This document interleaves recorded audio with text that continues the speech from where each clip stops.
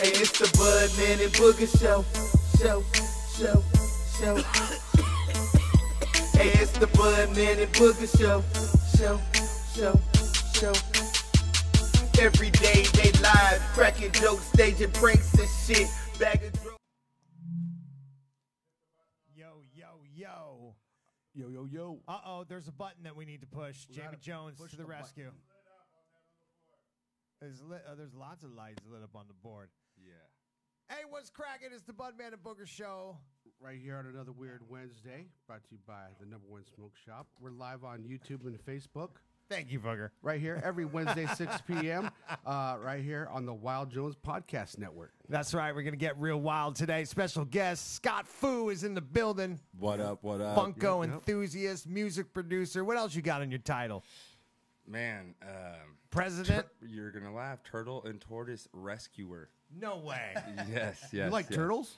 Yeah, I always liked them as a kid, but I didn't realize in the Sacramento area how many giant tortoises need to be saved. So a little piece of my heart, a little of my kiss to the community to, help out. Now, so you're a nice turtles and tortoises? Mostly tortoises. But sometimes we got some love for turtles. Yeah, I probably get 10 calls a day about red ear sliders. So, right. Shameless plug, don't buy red ear sliders from PetSmart or Petco. No. Yeah, they're invasive species to California. My parents had a bunch of red-eared sliders that she inherited from my sister. That's how it works. And so they went all out. They built a pond for him. See, that's how they need to live, and little kids don't realize that. They see a turtle size or a quarter-sized turtle. It's really cute. It's $20, but they don't realize it's going to be freaking 16, 17-inch monster that needs a pond. Well, what ended up happening is they built them the pond, and then they got a little bit older. And the older they got, all of a sudden they realized, hey, there's a big-ass lake across the street. So then they left. They climbed out of the pond and walked across the street and jumped into the lake. That's and what now they that do. lake is full of turtles. Yeah, that invasive species. Exactly. If I go behind my house at Lake Folsom, 10 minutes later, there's about 20 of them begging you for food in your boat.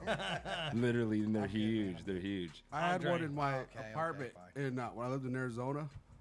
His name was Franklin. He had his old cartoon. Franklin the Turtle, that's right. Yeah. Hey, so it's going to be an exciting show today. Interesting story was I was talking to my boy Andre over here, and we like to sit down. We'll be chilling, smoking, hanging out, and somehow the topic of Funko came up. These fun items that I like to collect, and I was talking about a documentary. He's like, dude, my boy is in that documentary. And I was like, no way. And now you're here. Oh, yeah, man. Thank you, Andre, for putting the... He's like, thanks, bro. What the fuck did you just get me into? Putting the connection together. I appreciate it. I'm about to probably have hell of these toys now if my kids are going to want them. Yeah, it's funny because, as you said, jack of all trades, my real job is a, music producer. So everything before Funko was all music related. Everything, the sound engineering aspect, the touring, the pub deals, all that was that was my life. Music, that's it. I didn't know anything else. And then all of a sudden I bought one of these vinyl 3.75-inch figures. Just went crazy. Yeah. And you're one of the biggest fans there is. I wouldn't say that. There's a lot of them. And shout out to all the Funko fanatics out there. That's why this is why I do it. The thing about the Funko community is they become literally just as important as your blood family or people you've known for 20 years. You might know a guy for a year, and anything that you need in life, anything that you need in Funko, they're going to be there for you, which was really kind of opposite of the music world where it's really cutthroat. Everyone's you don't even know if the guy sitting next to you is out to get your spot. So coming from a world like that to a world where someone would give you something, worth $1,000 just to see you happy, they don't even look at it as, the money part. They're looking at it like, Budman doesn't have the Halo. Right. The old school blockbuster Halo from, the first one, I want to see him happy. And, someone gave me the mascot's, his name's Freddie Funko. Uh-huh. Little, redheaded, cute cute guy with the crown. Right, And- looks like me at like age 13. Yeah, and someone on my birthday just gave me the Deadpool version of him, which was at the time was worth like that's sick. $400, just like here. And I, just being natural, you get money out of your pocket. Like, no way, I could do. Are you kidding me right now? Like, so it's just a real crazy feeling that people that share the same hobby as you will just go above and beyond for anything that you Passionate do. Yeah, in life. Yeah. Yeah, that's awesome, man. I myself have amassed quite a little bit of a collection of Funkos. What was your first pop? My first pop, I think it was probably Superman. Oh, that's awesome. Probably Superman. That's awesome. And you brought him too.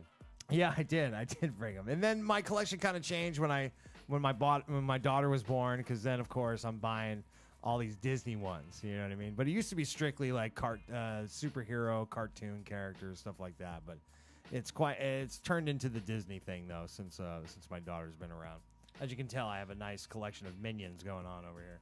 It's funny since I've had my son's going to turn 1 next week. My collection is totally shifted to Disney.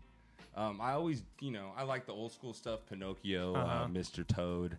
Shout out Mr. Toad. He doesn't get enough love. Him and his wild ride. Yeah. I took my friend who knew nothing about the story on that ride not too long ago, and he was really mad at me. He was like, dude, would you just take me on? Like, I have no idea. This is scary. Like, what are you doing, bro? But I'm really into the Disney parks Funko line right now. That's like my number one, where it's all like people from the Disney parks. That's pretty cool. Yeah, like they did the Splash Mountain ride. The Haunted Mansion, I saw those. Yeah, the Ezra and the Buggy. Yes. Yeah, that like, one was so cool. That's what I like. And did you just read about the Haunted Mansion, how it's probably really haunted because of the people spreading their ash? family's ashes there. Yeah, I that's did hear that. That's crazy. actually a big problem in the Disney parks. There's a code for it. Yeah, and it's crazy because one of our close friends, I'll just call him DC3, he's a 30-year employee there. Wow. And yeah, he's got stories. Oh yeah, and he was like, "Yeah, man, it happens." I got a pod. Hey, if your boy wants to go on a really good podcast, oh, you probably can't talk about stuff. He still works there. Yeah. When he retires, he's got to come on this podcast called the No Midnight Podcast. They're all about Disney stuff. Shout out to them. Oh, okay, yeah. I mean, I'm sure he'll be into it. Yeah, man, he's a blessing, good guy. I'll definitely talk to him for you. Yeah. So what was your first pop? I mean, what's the pop that started it all? I mean, when? So before I collected Funko, I'm a horror addict. Really? Yeah. So when you I went was from horror to these cute little things. Yeah. So when I was very young, my aunt is a little bit younger than my dad and my uncles. So when she used to watch me, she was the manager of a video store back then in the 80s, and yeah, I'm that old, everyone, if you didn't know. Back in, 89, she would bring home, like, the craziest movies. Not even, like, The Blob. I don't know if you've heard of The Stuff. It was, like, this marshmallow stuff that killed you.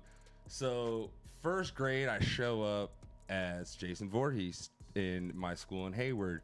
They call my parents because I have a machete and blood all over me. Everyone's the Smurfs. Right, something cute and cuddly. Yeah, and here I am with Jason, looking like death incarnate. Yeah, ready to shred some shit up. Right.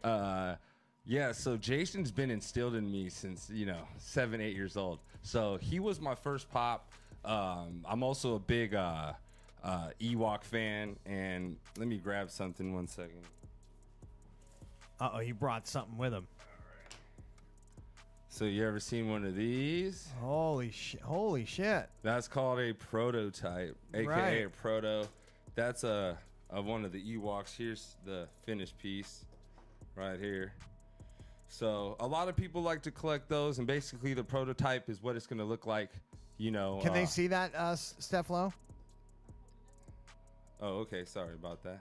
I'll leave it there. Yeah, so the cool thing about prototype is people are going to kill me for this number because it kind of is, I don't know. I'm not going to speak on the number, but it used to be there'd be 1 or 2 white ones and then about 3 to 7 colored versions.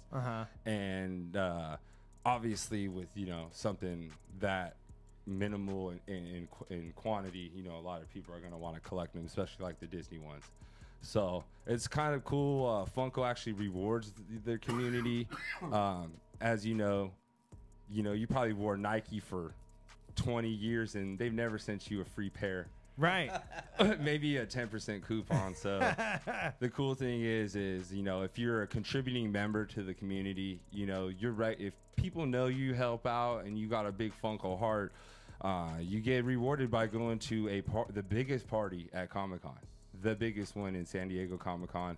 And it's called Funko Fun Days. It's Yes, didn't that originate in Universal Studios when they first came out? Yeah. Funko Back Fun in Day. the day. Shout out to Mike Becker, the guy who started it all, and Yeah, his all story's those, great. Yeah, all those OG collectors like Dave Zilla.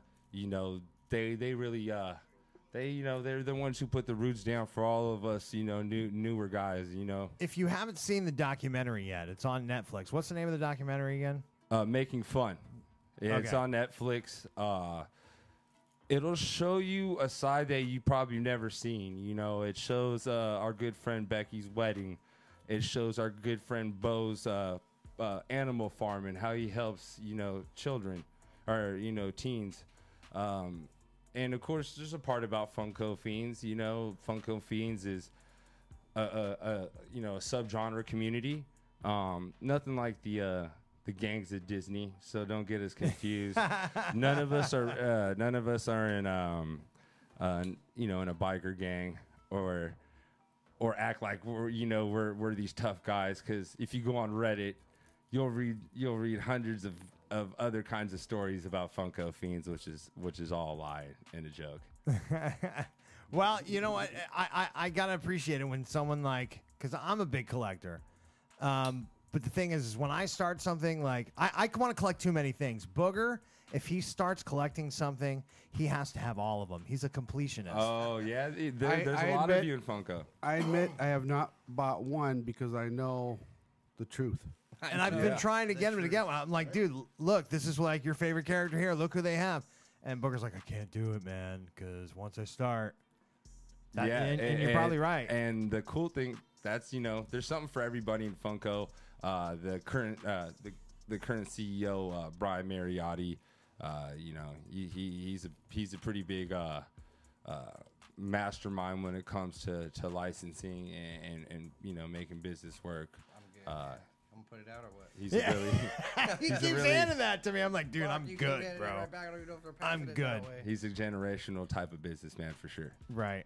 Yeah. And then the cool thing is meeting everybody, in the Funko community.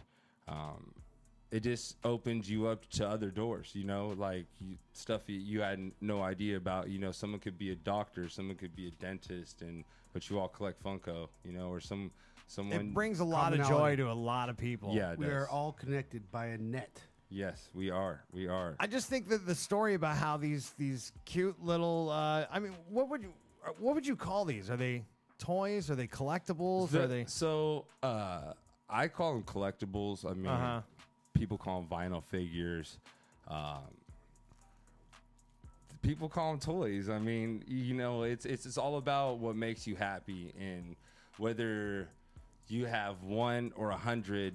A lot of them mean something to somebody. Like how you said, you've shifted to Disney. Right. Mine started with what imprinted me in the horror world with Jason, and someone might have one of a friend who passed away. I mean, there's just so much meaning, and so much community behind Funko. That it's funny that you bring that up, because one of the things that I like about, because as a collector, someone who has a room of lies of toys that you cannot open, and you have to leave in the box. Yeah. One of the things I loved about Funkos was, I can take it out, I can hold it in my hand.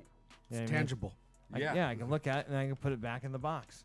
Now, I let my daughter play with them, right? Yeah. So I can actually tell which ones were her favorite Funkos because she beat the shit out of them. Yeah, they're actually used. So I was looking at this Green Arrow one, and I was like, I don't remember him having a scar right there on his face. I go, oh yeah. You're like, this isn't the Oliver scarred version. Oliver's scratched up now. Yeah, I don't know what I'm gonna tell my son because there's probably not only there's my collection in the room, but there's hundreds and hundreds of bins in my shelving in my Never garage. ending. So I don't know what he's gonna do when he opens them, and I'm like, you can't have these, you can't play with these, but they're yours. When daddy's long gone, these are yours. By the way, if you want to call into the show, you can hit us up 916-750-0420. 916-750-0420. Let's talk about music real quick, because I know that's another one of your passions in life. Yeah. Do you produce music? Yeah. Do you have a secret folder on your computer that contains songs about your favorite Funkos? Your favorite pops? You know what's funny is I know we've been talking for about 2 years now. I've been secretly plotting that, making a beat and making a Funko song, and my battle is: do you make it funny? Do you make it about the guys who go to Target, aka the flippers, and buy all 15 of the same pop to control the local market? Because they're looked down upon. Do I make it about Funko fiends? Do I make it about, the community? Budman and Booger? Do I make it about Budman and Booger? Yes. The answer is yes. Do I make it about it all? You got to make us a little promo. The cool thing is, too, as you saw him making fun, is it's not just a bunch of community members. I mean, there's huge celebrities that love these things too. So it gives it another anchor where, okay, let's clear something up. Speaking of comparisons, they're not Beanie Babies. They'll never fail. The reason why is the Beanie Babies dropped off is they didn't have licenses. Right. Okay, my son's middle name is Kylo. Okay. Oh, I wonder why. Kylo Ren. I will never take any item that's Kylo and go, this is whack. In 20 years, 30 years, no one's going to take a Luke Skywalker item and go, this is trash, dude. Like, more Beanie Babies, it was the purple and pink elephant man eel. No one has, back to the Disney thing. No one has, you don't have no connection to a Beanie Baby that is the Princess Diana worm. Or whatever. Sorry, Beanie Baby fans. I know nothing about them. Whatever There's still Beanie Baby fans? Well, holy shit. God bless your hearts. Yeah. Because when people compare them, I'd go on eBay and I'm like, holy crap! Someone bought one for $30,000. Like, okay.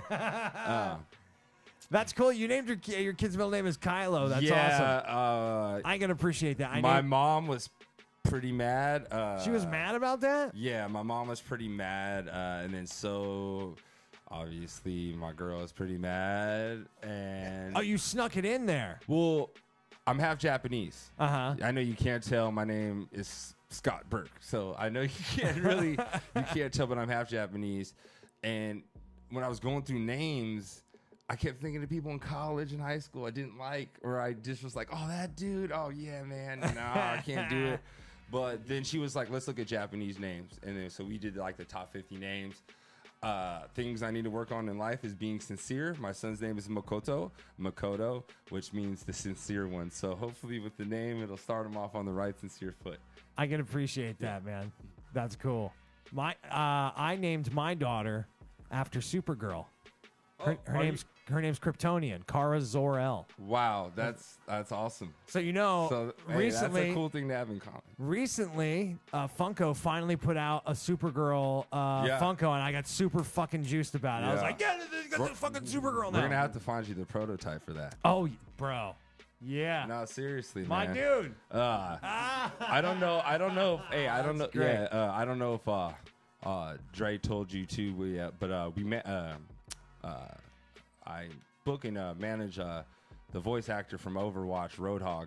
Oh, nice. And he's really into Funko too. And it took us a while, but we ended up getting him in his prototype for his pop, his 6-inch Roadhog Funko Pop that came out. Did you say you manage him? Yeah, I'm his booking. Well, long story short, we went to school together in the Bay Area where I'm from. He did music too at the time. To make, to paraphrase, he ended up getting a gig at Universal. He's actually Optimus Prime.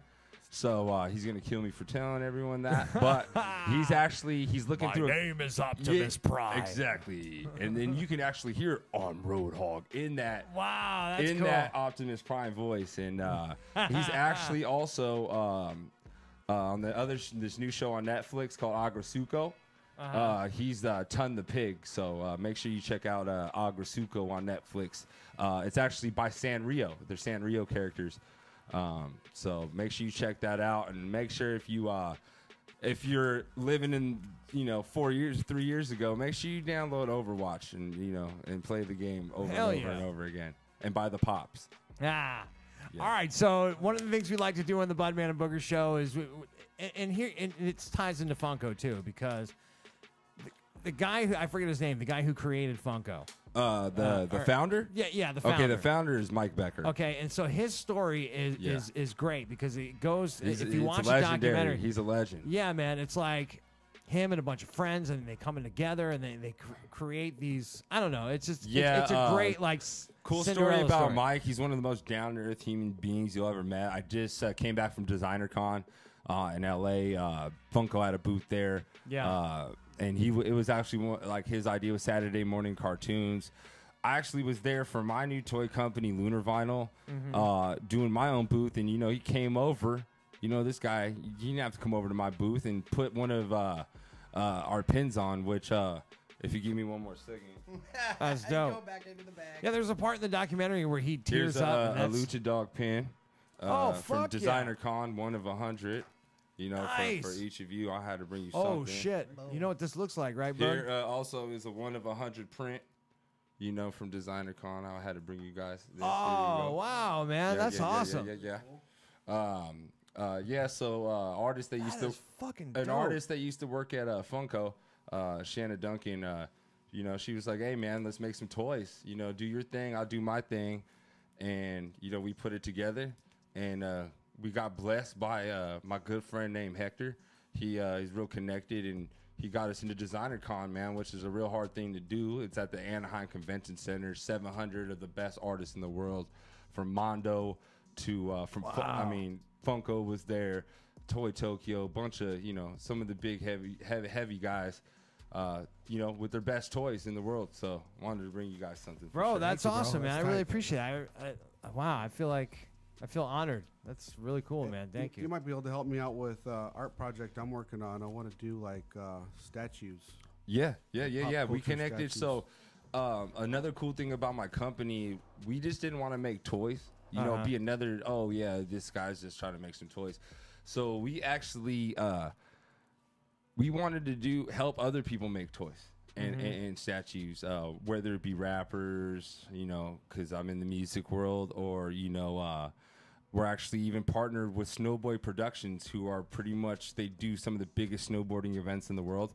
We're doing 19 events with them. So we're going to be making their toys and their trophies and branding each event. So it's all going to be separate. Make sure you guys, check out for that. But there's so many talented people that have these ideas, but when it comes to calling China, manufacturing, Right. Production, it gets confusing. It gets scary, man. And people just don't go, take that next step. So, we want to be that company, one of the first companies that help other companies, eat too.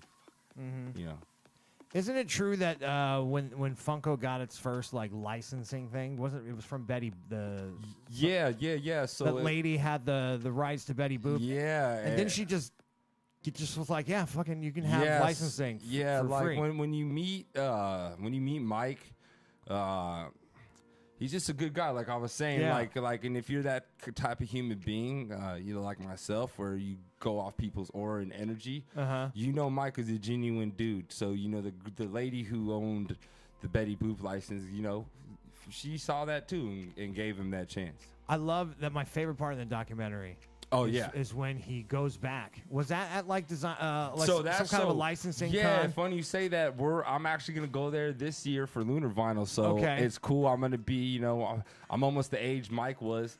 when that part in the movie happened. So it's here a goes great Mike scene. again, touching my life in a different kind of way that has nothing to do with Funko. And another thing I wanted to say about the designer con when I saw Mike was I had to tell him, like, even my own company, because I would have never met Shanna. I would have never thought I could use the marketing from the music world and use it in the toy world. So all this from this man that started this idea in 1998. It just goes to show you that, like, when you believe in something and you really try to make it happen, and the stars line up, like, that's what I took from that. I was like, damn, like the stars lined up for him. Timing He is believed everything. in it. It is, Right man. place, It right is time. like Magic. It's just like the music world. I mean, there's the most talented people in the world get slept on sometimes. It's just like in high school. Sometimes the best football player punched some dude in the face and he's suspended, can't be on the team no more. It's just like that in any kind of world. Some people don't have the gift of gab, or some people don't have the connections. All right, so check it out. You are tuned into the Budman and Booger show. We are hanging out with Scott Foo, knows everything about Funko. He's just a cool motherfucker. We got to take a break real quick. For sure, man. You ever heard a segue like that on radio? He's a cool motherfucker. All right. Yeah. All right, so check it. We're going to be right back in 1 minute because I think we lit something on fire. We'll be right back.